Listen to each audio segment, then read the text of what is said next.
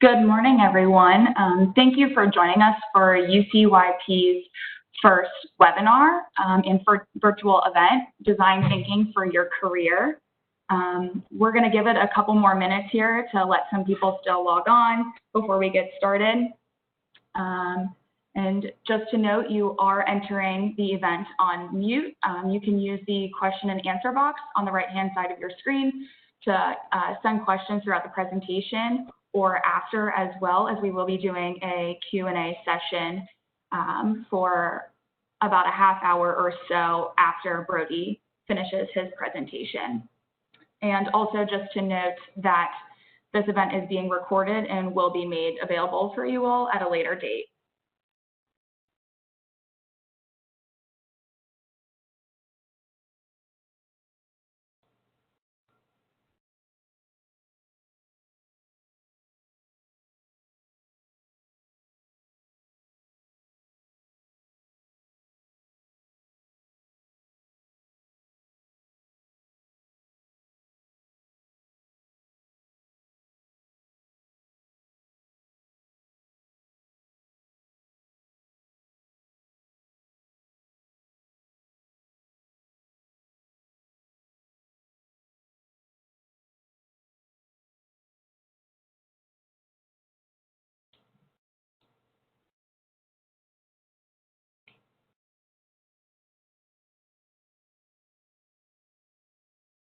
Brody and Anthony, at about 11:35, we can go ahead and get started.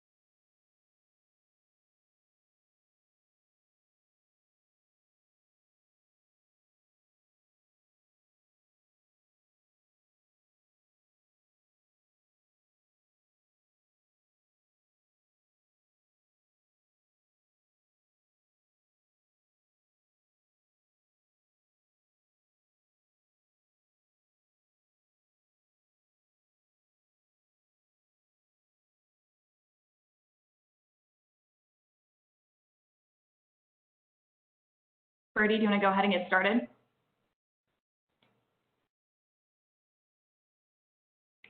Yeah, I'd be happy to. Great. So I see we've got coming up on 20 people. So thanks for being here. I appreciate it. And thanks to the Alumni Association and Lauren for inviting me to be here with you all today. I'll briefly kind of introduce myself and walk through this idea of design thinking for your career. And I really tried to make it applicable to lots and lots of young professionals, regardless of kind of your status right now. So we'll get to the point where I ask you to take out a pen and paper and be thinking through really practical application of some of this content. So it does require some participation, but it does not require any kind of verbal or video participation. I know sometimes when I hear you need to participate in a webinar, I click no and I leave the webinar. So it's not going to require you to participate in that way, but it will be helpful to take some notes. It'll be kind of half presentation and half workshop. I'll also be kind of asking questions. We'll do sort of a panel just between me and Anthony Johnson. Anthony's a former student of mine. You can see him on the screen. And I'm going to give him just a minute or so to introduce himself before I talk about me. So, Anthony? Yeah, hey everyone. Like Brody mentioned, I'm a UC grad myself. I graduated in 2017, so not too long ago. I currently work at Siemens Digital. I'm doing like a corporate strategy and public policy role for them, so mostly managing government affairs and our marketing presence worldwide. Yeah, really happy to be here. Also, I serve on the board of UCYP, so we're one of the organizations promoting this event. So really happy that this all came together and that Brody's here joining us. And in full disclosure, Anthony's a former student and now friend, so it's fun to be participating together. One of the reasons why I thought it would be great to have Anthony on here today is because whether he knows it or not, I think he's used a lot of design thinking in his career path, as I've seen him graduate from UC and then just try out lots of different things. A lot of design thinking has to do with coming up with as many ideas as you can and trying them out, experimenting. And I've seen Anthony get involved in a lot of organizations like UCYP and others. So I think it'll be really helpful for you to see kind of in context what he's done in his professional career. So if we can go to the next slide, we'll get started. All right, this is my family. I think it's important, for me at least, to come to these events with my whole self. My wife, Julie, you can see there, this is on the back hammock in our backyard. My wife, Julie, our 6-year-old Poppy, who's going to be in 1st grade this coming fall. I don't know what that'll look like, masks or alternating days in school. I'm not sure what that'll be like. And then our daughter, Remy, is going to be 2 tomorrow. So you can see she brings a lot of joy to our life. So Poppy got her face painted. I think that was at a school event. And then that picture of Remy is super recent, just the other day. I try to bring recent pictures if I can. But I love being a father of daughters. So to some people, I think it's important that you know my background. I don't really care that much about credentials, but I know everybody's different. So I'll go a little bit through my biography. I'll just take a minute with it. I am a professor at UC. My education, I went to Miami University for my undergrad. I went to the University of Michigan for a graduate degree. And then since I've been teaching at the university, I also have an MBA from Lindner College of Business. And we can go to some of the next. My career path, the context is important, I think. I didn't go straight into academia. I started doing college student programming at universities. I worked for a land developer for a while. I lived in a really rural area of Virginia when I did land development. I did small business lending. I worked for Bank of America for a few years, where I sold loans to doctors. And then I worked in the tech startup space for a little while before becoming a professor. And I've been at UC as a professor for coming on 7 years. The focus that I really hone in on is workplace motivation, work-life alignment, and talent management.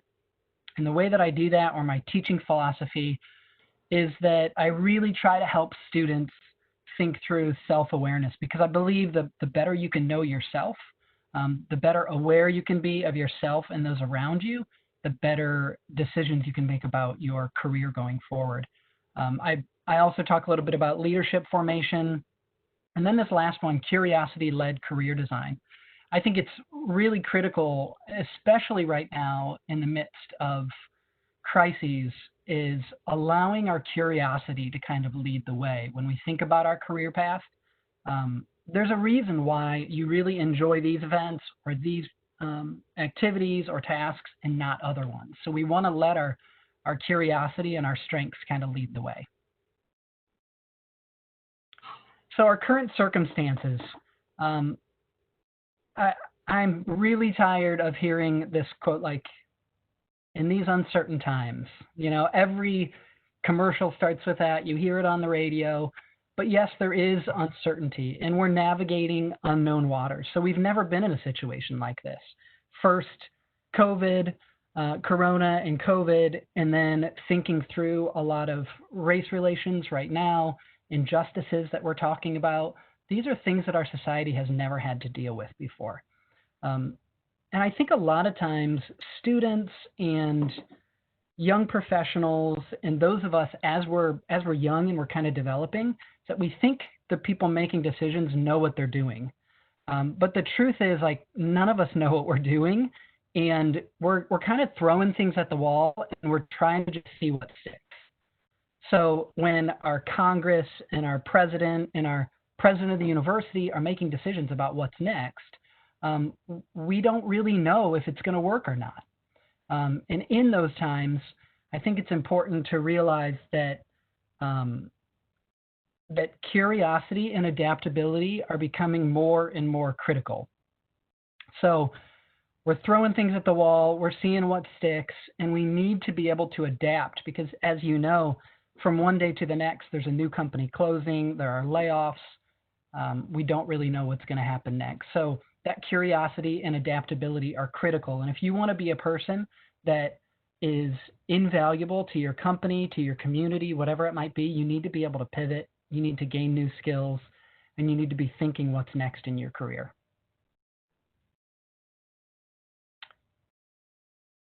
So one concept that I wanted to bring up is this idea of reframing. So we talked about our current situation, uncertainty, right? And a lot of times uncertainty, in our mind, it equates to risk and threat. So we don't know what's going to happen, so we need to hold back, or we need to gather as much as we can. You know, we saw people go to the grocery store and buy all the toilet paper, right? So we're thinking we've got to hold tightly to things, and Corona and everything happening is a threat. And there's a reason for that. You know, in our evolution, we have persisted and we've lived because we gather food and we protect ourselves. So it makes sense that that's the way that we respond. You can go to the next. But really, tragedy and crisis are the catalysts that reveal that systems aren't working. So if we didn't have a lot of these tragedies that we're going through right now, through injustices that people are experiencing, through people of color who are being affected more by COVID, by demonstrations, by protests, probably a lot of that would not have happened if we didn't have crisis. So crisis and tragedy can be a good thing, and they can reveal that systems aren't working. So we've seen some positive change kind of at the meta level. So our nation, around the world, people are coming together, people are addressing systemic racism, they're addressing how our economies work, what's working, what's not working, and that's been good. It's been good for us to think through what's working and not working. And I want to be able to take those ideas, things that are working at a meta level, to think about it more personally for you. So when you think about your career, how can you think through that tragedy and crisis are good to reveal what could be next for you in your career? So specifically, what isn't working in your career and what is working personally through your professional and your personal life? So the reframing aspect is saying, instead of saying uncertainty is just risk and threat, it's saying uncertainty is an opportunity for positive change. So we can look at it and we can think through, we have all of these new opportunities. There are new organizations starting. There are new voices that are coming to the forefront. There are new systems. There are new companies. There are new opportunities everywhere. So that's how we can reframe this opportunity. Instead of holding everything in and saying, I need this for me, we can think through, what are some things I can try? How can I serve other people? How can I gain new skills? So I'll give you 20 seconds. This is when I said you might want to grab a pen and paper. So find something or open your phone, not Twitter or Facebook, hopefully, just notes. If that's the best way to do this, give you a few more seconds to grab something to take some notes.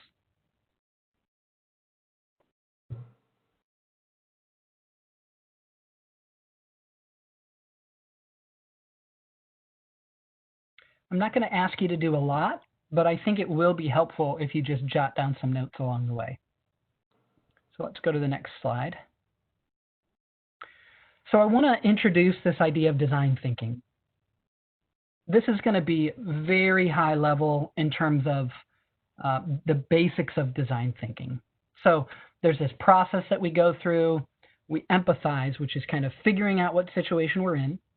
We define what's the problem, what do we need to solve. We create lots and lots of ideas, which is the ideation phase.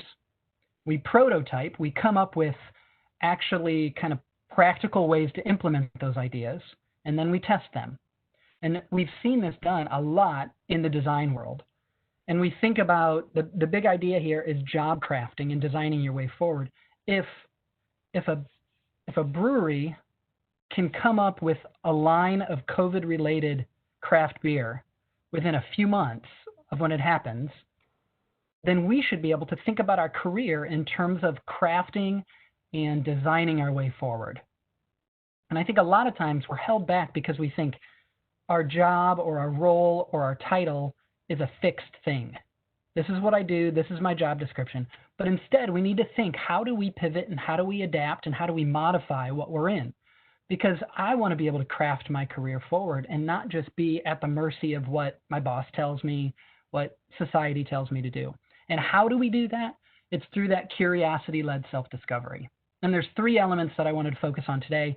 One is think about your experiences, your professional experiences. How does that inform the way forward? Think about your strengths. It doesn't have to specifically be StrengthsFinder. There's lots of personality profiles. You're probably getting to the point in your career, you've been working for a few years, 10 years, and you know what you're pretty good at and what you're not. And then lastly, curiosity. I've come to appreciate Curious George more and more, especially with my 6-year-old. I love that George comes into a situation, he's curious about it, he wants to know how to fix it, and he instantly just comes up with ideas. And he tries things, and if you see, there's a theme in Curious George where he sees the problem, he tries something, it doesn't work. He tries something else, it doesn't work. He tries something else. It's not until he gets to his third or fourth or fifth try that he actually finds a solution. So it's his curiosity that's kind of driving that. So if we put that kind of, that framework into career crafting, we're going to talk about what's your current reality, what's your primary motivating factor, what do you want to gain out of this webinar, what do you want to gain out of the content that you're going to get today, and then what's your best next step? And that's the ideation and the prototyping and the testing. The best next step is probably going to be more incremental and small than we tend to think. It's not necessarily, I need to go get another job. Yes, maybe you need to get a different job, but really what you can control are little steps along the way, little webinars like this that you attend, or a skill that you gain. And we'll talk a little bit more about that. So our current reality, and this is where I'm going to start to engage Anthony a little bit. You can disclose as much as you want. I don't think anybody on here is from Siemens. So it's up to you, but we're starting in this empathize space and thinking through, and Lauren, you can pull up the options, the next few animations. So all of us are going to probably fall in one of these four categories. You're unemployed and you're searching for a job. You're employed and searching within your organization. You're employed and searching outside of your organization, or you're considering grad school. So how you kind of place yourself in this matrix, I would encourage you right now to make a decision. Which one of these four categories are you in? Because a lot of times when we don't make a decision, we just float, right? We don't move forward. So you can make a decision right now as a participant, and here's a little secret. You can change your mind tomorrow. It doesn't really matter, but you can decide right now. So Anthony, as you think through these 4 categories, where would you place yourself? Yeah, I find this interesting because I find myself in the trap of the last 3 and thinking I have to always hold the last 3 at the same time. Like I am someone who's interested in looking at stuff outside of my current work.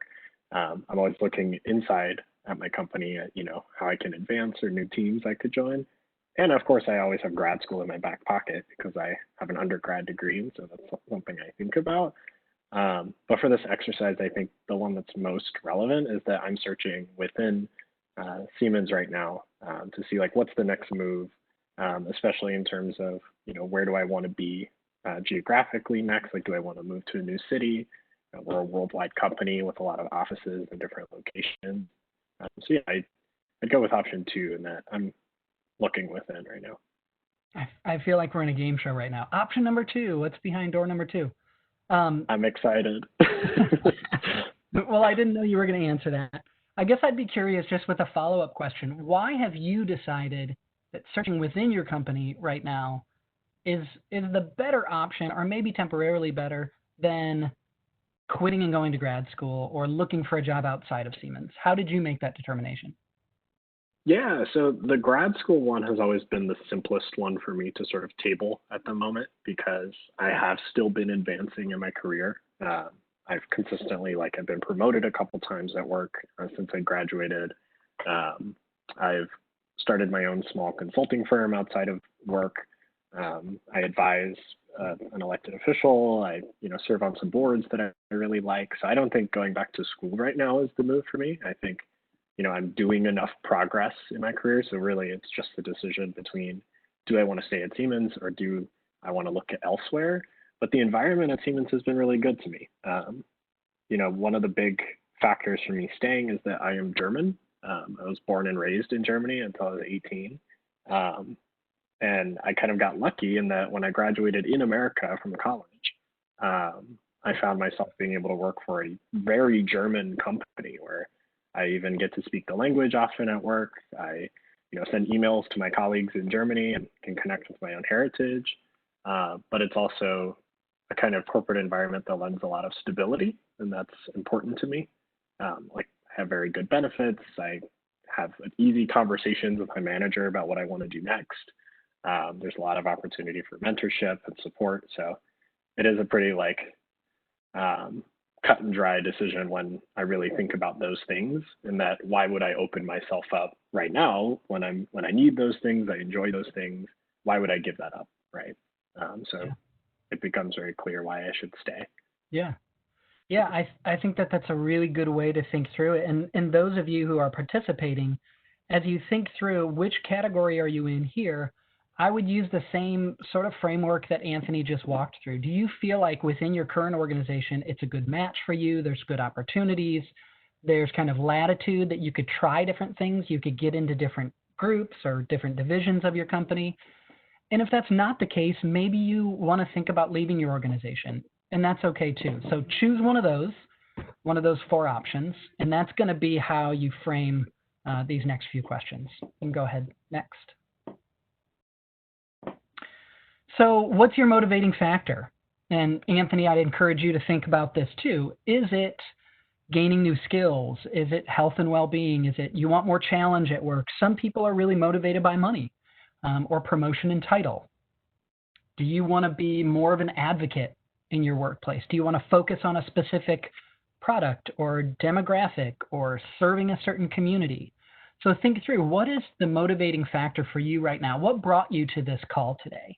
Because you want something else or something more, is my guess. So Anthony, you talked about it a little bit on the last slide. But is one of these kind of your primary motivator, or is it something else?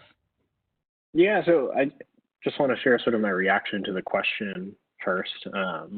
When you first sent me this, I kind of did my a typical catch-all and trying to say yeah, all of these things are important to me, right? And I think for most people, a lot of the things on this list, maybe not all of them, but at least most of them typically jive with a young professional. We want to have meaning in our work.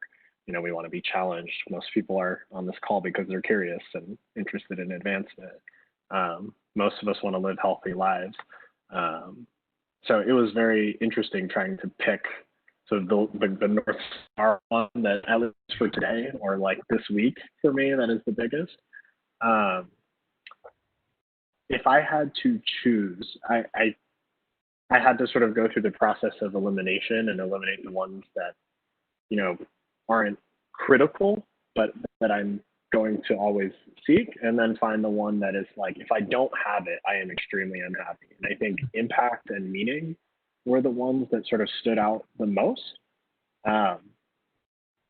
In that, in order to stay motivated at work, I really need to feel like the work I'm doing is not just meaningful sort of in a distant way, but that I can see the impact of my work. And like, I like to have an impact on people, and, that I made someone's life better in a tangible way. That has just always been like a personal motivation of mine.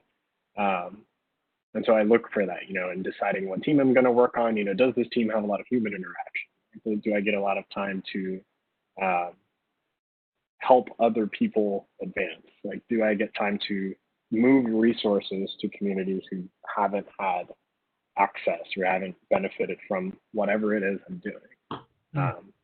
Yeah, I think meaning and just the overall impact of work is really important. Yeah. Yeah, I think, everybody's motivations are different. And like you brought up, it is important to realize like we don't want to forget any of these. We don't want to not take care of our health. But for this exercise, I think it's good to kind of hone in, and we kind of go back and forth with broadening our ideas and then focusing a little bit more, because focusing a little bit more helps us actually. It's sort of ironic or backwards to think if you hone in, you actually can come up with more ideas, as opposed to being paralyzed by just everything. Well, of course I want productivity and advocacy, and I want to bring my whole self, and I want more money, of course, but how are you going to accomplish that? If we can focus on meaning or challenge or whatever it is, it's more helpful. So those of you who are participating, Lauren, you can go to the next little bit at the bottom of this slide. Choose, what do you want to accomplish in the next 6 months? What do you think primarily brought you to this webinar today? Out of those on the list, or maybe it's something else. And just jot it down on your notepad. Just give you 10 seconds here. And again, you can change your mind tomorrow. You're not locked in.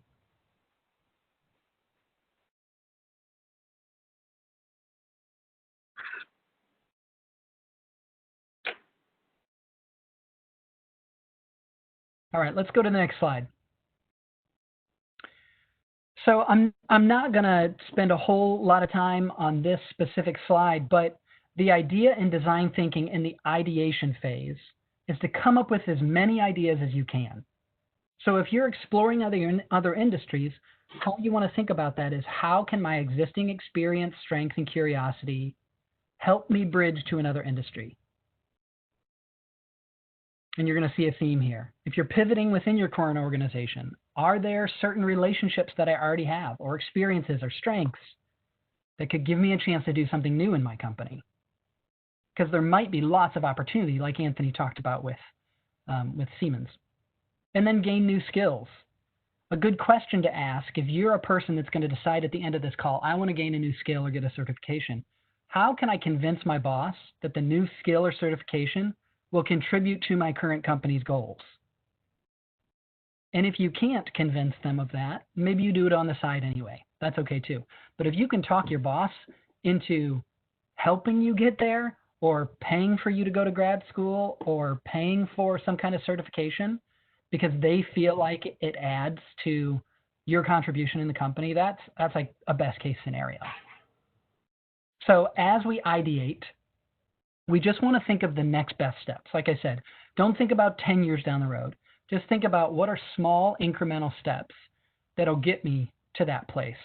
We want to start small. We want to just talk about live options, and I'm just going to spend a second talking about live options. My brother-in-law once told me, because I'm always thinking about career and what's next for me. And he helped me once just by saying, hey, Brody, what are your next live options? What are realistic next steps for you? Like for me, here's an extreme one. Like, it's not a live option for me to become a physician next year. Like, I'd have to go back to undergrad and get coursework, and then I'd need to apply to medical school, and I'd need to go to medical school. Another option that's not really a live option for me right now is to like move overseas within the next 6 months. It's not really a realistic option for me. So we want to think of your own limitations, which is okay, and only think about live options. And then lastly, it's an iterative process, just meaning that you're going to try something, you're going to add to that later, you're going to add to that later, and all your experiences are going to come together. So as we're ideating and we're prototyping, the more ideas, the better. And a lot of times when I teach students in class about this ideation stage, I might ask them to come up with 20 things that you could do in the next 6 months to help move you toward where you want to be. So the more ideas, the better. You can go to the next slide. So keeping that in mind, start small live options and iterative processes. You might think, and the temptation to say, well, one thing that I could do is browse job listings. Or think about all my options. Or I can maybe play the lottery and win, and then I wouldn't have to think about this stuff at all. Those are all passive options. And I try to encourage myself and others to say, hey, most likely you're not going to advance in your career if you're just sitting back and waiting for things to happen to you. You've got to be more active. So some active ideas here as we're brainstorming is one idea might be, I'm going to participate in a webinar series. Or as we go through this list, maybe you're going to go through Coursera and you're going to gain credentials. I know like at UC, I think it's free to take a lot of Coursera courses right now. You might get credentials. Establish a blog site. If you love to write, and that's one of the things that you're curious about and it comes naturally to you, taking action might be, I'm going to pay for the URL and I'm going to set up the website and I'm going to post my first blog. If you're somebody that really loves photography and there's a project and your company is saying, we're going to hire a photographer for this project because we need to have some shots of this or that. If you're a photographer, why don't you offer and say, hey, why don't I try? I'll take some photographs. It'll save the company money. And if they're good enough, we'll use them. If not, we'll end up paying somebody else. If you're thinking about grad school, a really practical next step might be to meet with someone who's already a professional and has that graduate degree. And you ask them, what was your experience in grad school? Do you wish you would have gone to a different school? It's one of those informational interviews. Those are good, active activities. And then at the bottom, take just a minute or two. I usually ask my students, like I mentioned, for 20 ideas. Think of 3 things that you could do in the next few weeks that you could experiment with. So Anthony, as you think through where you want to go next, you had mentioned you could live a lot of different places, staying with Siemens, other opportunities, advocating for communities. What are maybe 2 next steps that are obtainable? Yeah, so this very practical one that I've been sort of mulling over but keep tabling is just adding more professional certifications to my repertoire. But specifically, I'm a liberal arts major, like in my undergrad degree. I graduated and started working for a tech company, and I work mostly around engineers and software developers, and people with a really strong technical background. Like many of them have master's degrees in really advanced sciences or PhDs, and I'm, the one weirdo who's all about soft skills and like communication and political work and making sure that we tell our story well. So, part of staying relevant at Siemens and even at other companies and other tech firms that I may consider working at down the line, I need a lot of like other credentials and just skills to be certified in, just to add value when I apply for a job, to say like, I can do this, I can do this, I can manage a project. So getting, I think, a list together of, in 2021, or even later this year, what are the classes I want to take that my company will pay for, Like, for example, we pay for Agile certification if people are familiar with like project management certifications, kind of like Six Sigma and Lean and all the other project management stuff out there. Like, I've always wanted to become certified as a product owner, to be like the stakeholder sort of herder, I guess, for a team, like help that team manage its work, and sort of evolve from being an individual contributor on my team. Um, and I think in addition to that, also pointing out like down the line, what are some of the bigger, more expensive or like long-term certifications I would want to get. Um, I mentioned, I work in public policy for my company as part of my role, trying to help us, I help Siemens at the national level and also at state levels across the country do advocacy for tech laws. So like around data privacy, around even our database security, stuff like that, and how we protect our tech, both for our company and our customers. And in that space, I don't think I need to get a PhD in order to continue to advance in tech policy. I think a lot of it comes from like the hands-on experience. So I'd like to get certified in some of those like subdomains of public policy, of like getting what's called a CISP, it's like a cybersecurity professional certificate. But that takes a long time. And like, it keeps being this like elusive goal in my head of like, I have to wait until I'm 30 to do that. But really, I don't think I do. And like, I'm just now putting that together. Like I can, next year, once we're back to working in person at the company and we have, our budget is not completely under assault because of COVID-19, there will be money for professional development available. And my manager is going to come to me and ask, like, what do you want to do this year? And if I tell her I want to spend 2 months doing that certification and like going to classes, practicing for the exam, I'm sure they'll say yes, even though I'm still fairly early in my career. So I think, like charting out sort of like a list of those things and putting a time around them to hold myself accountable would be a good first step. Yeah.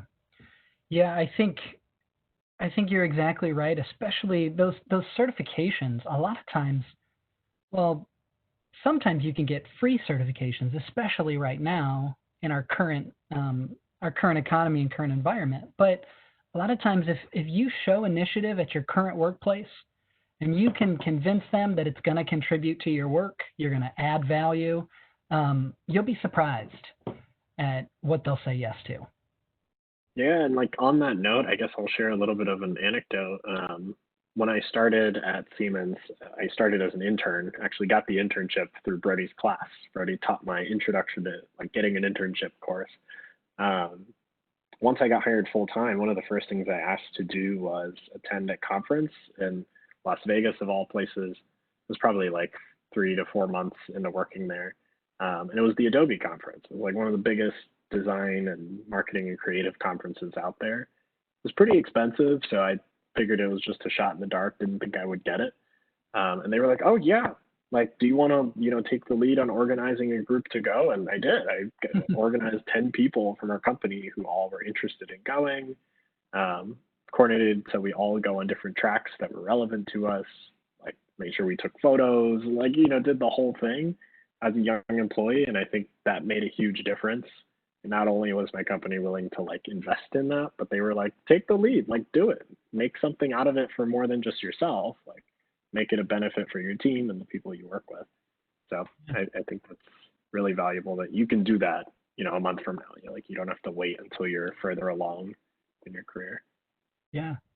And it's looking for those opportunities and being the person that takes the initiative, because they're waiting for people to step up and say, I'll take ownership of that, or I'll organize this, or I'll gather some people around it. Managers, supervisors love when that happens. And of course, they're going to let you do it. Let's go to the next slide just for the sake of time. So you got to go do it, right? It's fun to think about this stuff. And a lot of times I get trapped in just brainstorming, and it's really fun. But as you think about this, and Anthony mentioned it just a minute ago, is providing time constraints. We can say like, oh yeah, I might go to grad school at some point, and it just keeps floating in the atmosphere of like grad school might be out there. But if grad school is something that you want to do, you need to be taking some steps to figure it out and to really get to the point where you can make a decision. Some of you have heard of this concept called SMART goals. So the idea of making something SMART is making it specific, measurable, attainable, relevant, and time-based. So I give an example down at the bottom, and I want you to come up with 1 or 2 practical things you can do in the next few weeks that can get you to where you want to go. So if it's a certification, like Anthony talked about that, he's going to want to make it specific, figure out if it is attainable, how it's attainable, make it relevant to the work that he's doing or where he wants to go, and to put some time restraints around it. So I'll talk with my boss Friday about the digital marketing Coursera certification that I'll start and complete in July and August. So getting more specific, the more specific you get, the smarter you get. There's lots of research that shows the more likely you'll actually accomplish that goal. So take just a minute as you've jotted notes and you've thought about what could be next for you. Come up with a SMART goal, 1 or 2, with these ideas that you've come up with. You can go a little further. Because the truth is, like, what's the worst thing that can happen? You have a new skill or a certification. You've learned about a different industry. You've expanded your network. You've enjoyed learning something new. You might be introduced to a new company or a position or a profession you'd never even known about. So I want you to leave with 1 or 2 specific, realistic, SMART actions that you can take. And what this does is that it helps us to think through, there's this concept called failure immunity. The idea is that as we fail, we just learn how that didn't work, and we have to find another way for it to work. So it's a learning process. Failure immunity. So you got a certification and you didn't use it in your career in the future. It's not a big deal. Like, get a different certification. Go down another path. Closed doors are just as helpful as open doors. And this idea of growth mindset, that we're not stuck. We can think about new things. We can think about our career path going forward, and that we can learn new things, and we're not completely limited in our lives. And I just want to reiterate this idea that adaptability, your willingness to learn something new, to do something new, is what's going to make you incredibly valuable in the economy going forward. So we're going to go to the Q&A. Go ahead, Anthony. Did you have something to add? Yeah, I just kind of want to make a comment about, how this has felt to go through this experience. I've written down a lot of stuff in the last 24 hours and thought about a lot of this for myself. And the one thing that stuck with me in the material you sent me, there was a note about being biased towards action. And so always erring on the side of acting, right? And I think I've done a lot of professional development webinars and trainings and stuff. And oftentimes for the next week, you're thinking about it, and then you kind of go back to your usual habits. And it's hard to remember, what's the little thing I'm always going to keep in the back of my mind. And I think that's one that's going to really stick with me. And that people have said that in a lot of big, convoluted ways. But I think a very simple way to put it is always erring on the side of acting. If you're always trying something, you're not really doing something wrong. If you're maybe trying the wrong thing, it doesn't work out. I think if you literally are always doing something to move yourself forward, you're always going to end up in a better place. So that was really helpful for me in all of this. Yeah, that bias toward action is really helpful, especially for those of us who like ideas more than we like doing things. We can get stuck. We can get stuck in the ideas. But any entrepreneur you talk to, or anybody that's in a place that you think, how did they get there? When you ask them, how did you get there? They're going to say, I just went and did it, Yes, there's some happenstance. There's some luck involved. There's privilege that some of us have and some of us don't. Of course, there's all of those things. But a lot of times it's taking that step. It's just going and doing it. That's so critical, instead of just sitting back and letting life happen to us. Yeah. So we're going to have time. If you have questions, I'd love to answer questions. I think Anthony would too. You can post them in the Q&A chat. I think that's how it works down here. Lauren, you can help me if I'm wrong. Yes. Yep. So you can ask anything at all, and we'll try to address it in the 10 or so minutes we have left.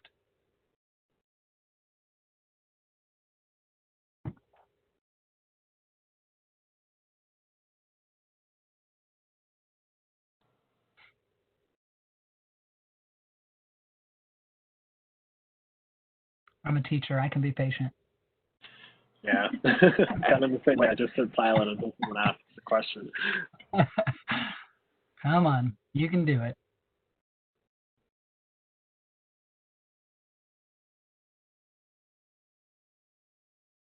You know, one thing that we'll provide later, I think Lauren's going to send it out to all participants, is a list of resources.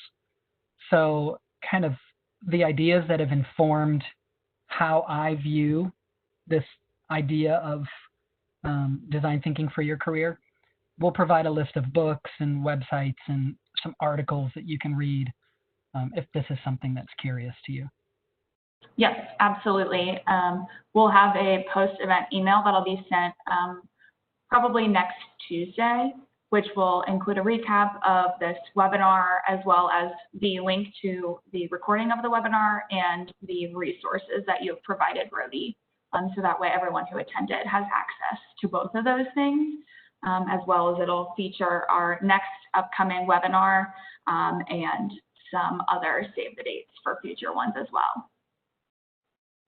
And I got a question in the chat. I can take a crack at this question, but Brody, I'm sure you have an answer as well. But Matt asked, what are your thoughts around sharing your goals and ideas with others? Is it a good idea to hold yourself accountable by making it clear to friends and peers what you think you want to do? I think this is a really good question, and I just had this conversation with my official mentor at work, who's like assigned as my mentor. He's in a senior position, you know, very far along in his career, and his advice to me was to really think about who you're sharing your goals with and why. Like, you shouldn't just always be advertising that you're looking to change everything, right? I think we sometimes hear that, like, you should always be honest or you should not talk about it at all, and we don't hear much nuance on this.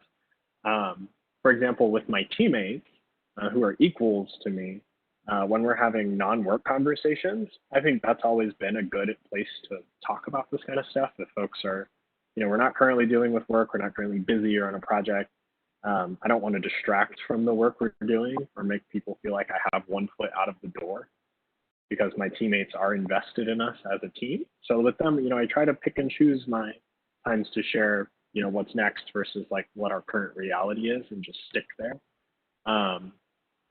And then I think what's helpful is like to give yourselves consistent outlets to share, and that like pick people who you know you can always share with. And like when you find yourself, you know, stuck or not really having anyone to talk to, you have a list of folks you can come to at any time. And that's your relationship with them. Like, for example, my mentor, I've made clear with them that, you know, I want that mentorship relationship to be an outlet to vent and to talk about what I'm going to do next. And, you know, maybe 2 years from now, I'll need a mentor for a different reason to talk about, like, you know, skills or how well I'm doing on my team. Well, that's not what I need right now. I like needed someone to really talk about this stuff, about, you know, what my goals are, why, where I want to be in a few years. So I think that's very helpful, is to try to, you know, stay focused in the things you need to stay focused on and find those spaces for yourself. Yeah, I don't have much to add. I think, Anthony, you gave some really, some examples in your own life, which I think is most helpful. The only other thing I would say, and just emphasize that Anthony said, is really be thoughtful about who you share with and why you're sharing with them. Like for me, this is more of a personal example, but like my father-in-law is really like anxious about my career path, and he's very conservative. Like, you stay with a company for 40 years. So like, I'm not going to tell my father-in-law all the time that I'm thinking about new jobs. Like, that just wouldn't be helpful. It would just cause stress in my life and his life.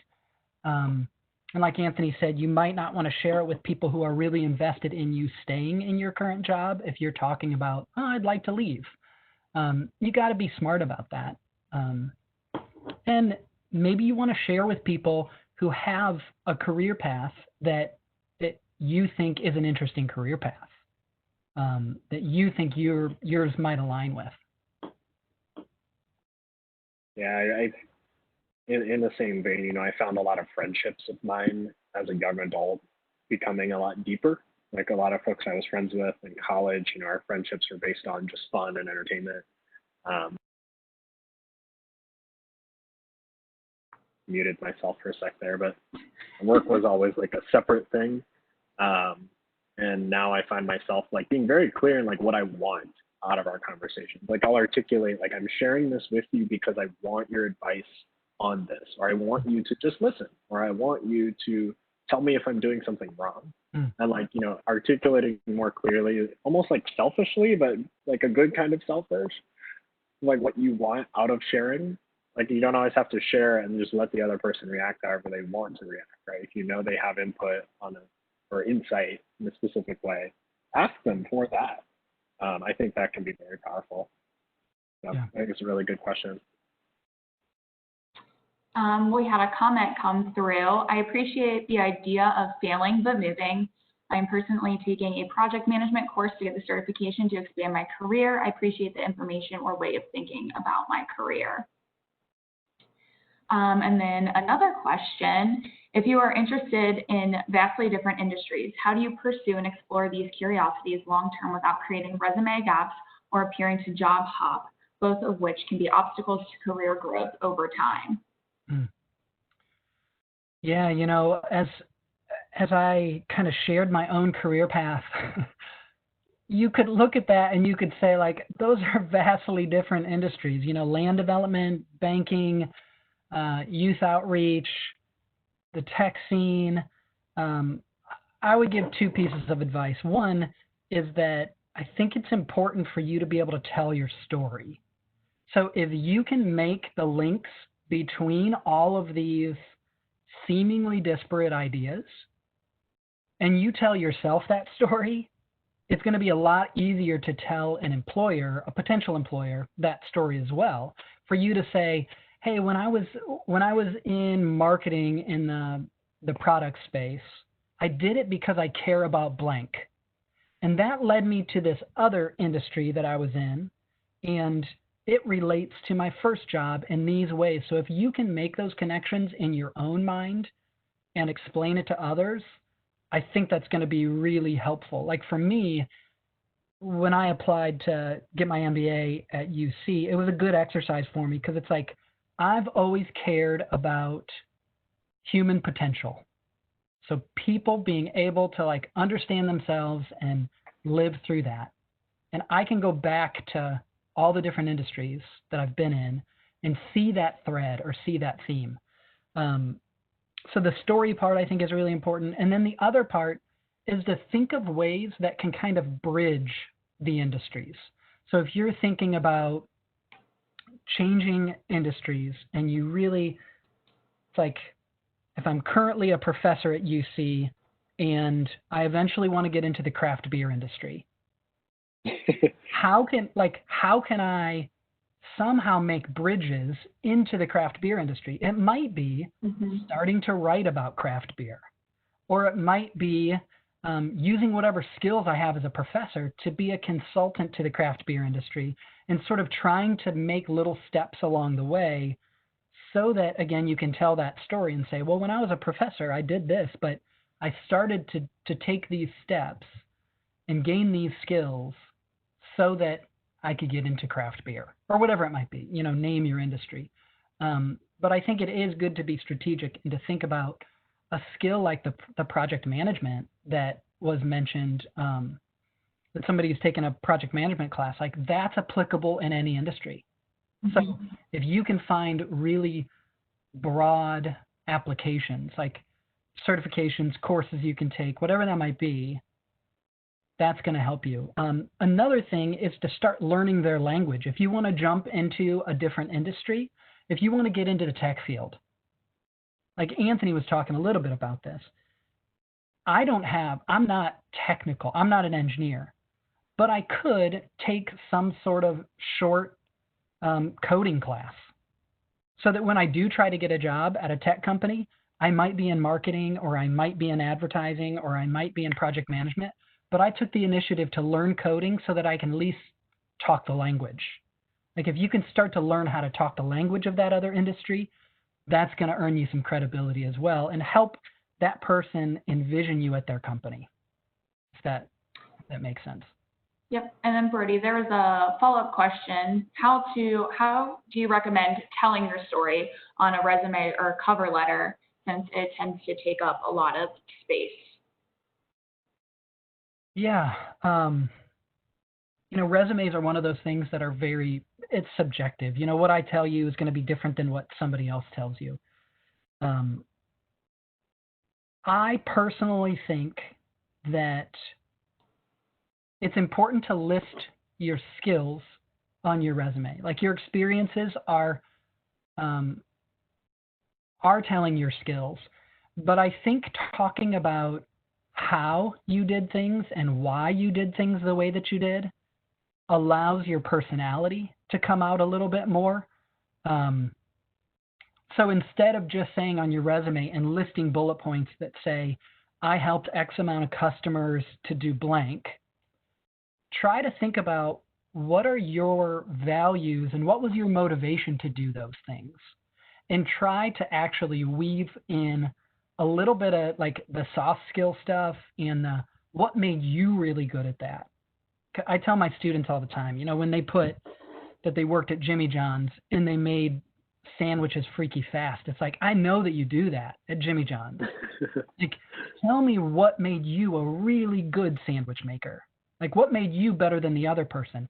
Because I think as an employer, when they read your resume, they actually want your personality and your story to jump out of the page. They don't just want to know what you did.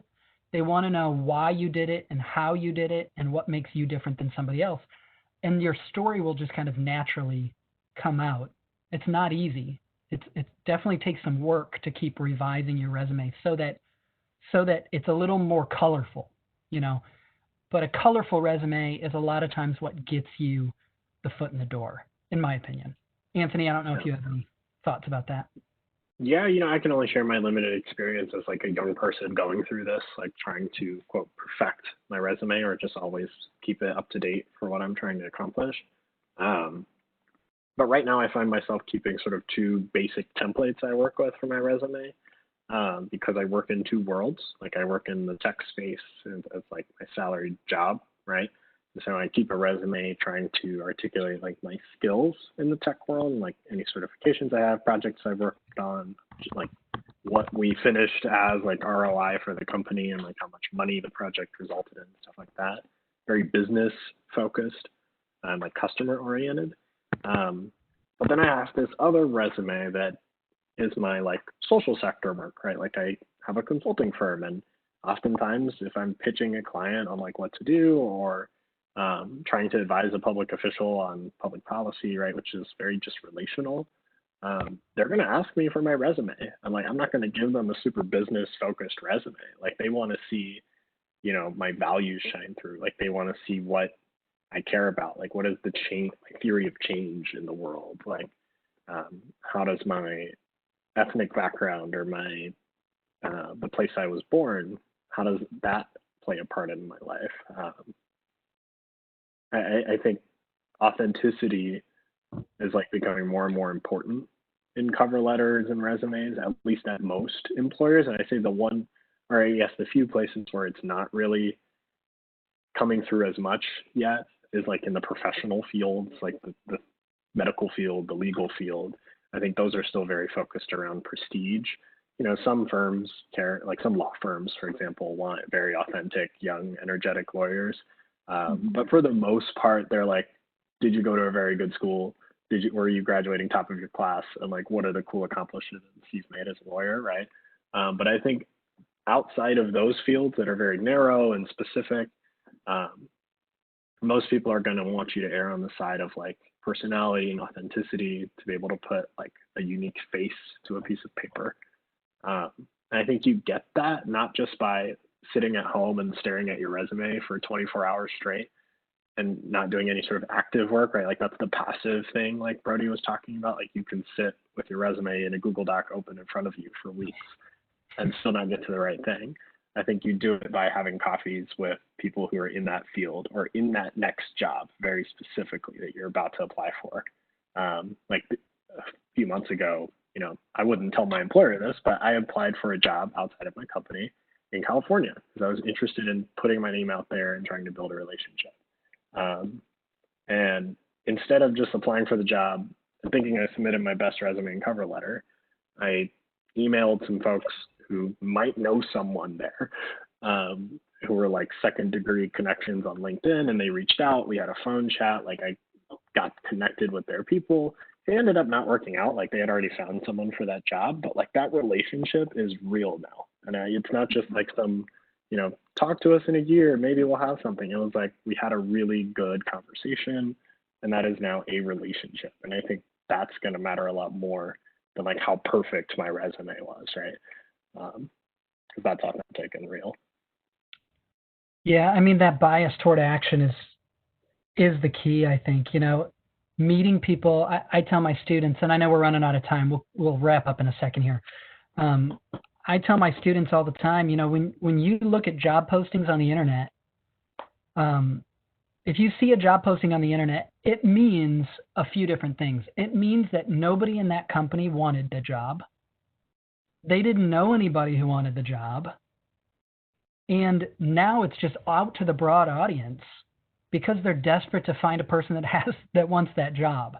80% of jobs are never posted on the internet. It's through who you know and who you've talked to and the connections that you've made.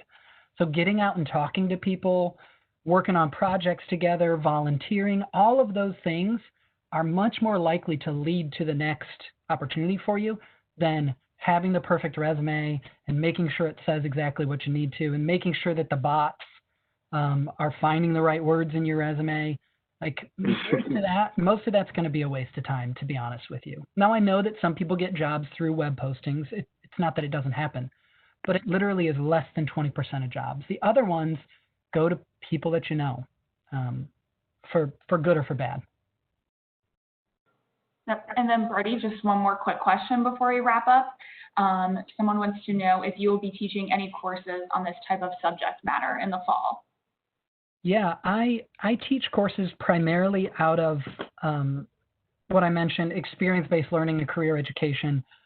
Some people know it as like the co-op office, but I don't teach co-op students. I typically teach liberal arts students. And PD, like Professional Development 2070, is a course that I teach almost every semester. It's an undergrad course. So if that doesn't make sense for you, then don't take it. But you can also just contact me and I can send you some of my materials, the syllabus. I'd be happy to do that. You can find me on LinkedIn, send me a message, tell me that you were here, and we'll connect that way. But you always could take PD 2070. It's likely going to be all virtual this fall. I think at UC, most courses that don't need to be in person are going to be remote. And I guess I'll PD plug something. PD 1070 is another course, but that's like the lowest level, 1000 level. And Lauren can probably speak to this, but here at UCYP, you know, we're going to do more webinars on the similar subject. I think one we're thinking about is how to tell your own story. Like we had a lot of interest from folks in personal storytelling or like narrative crafting. Like how do you do that throughout your life and change that story?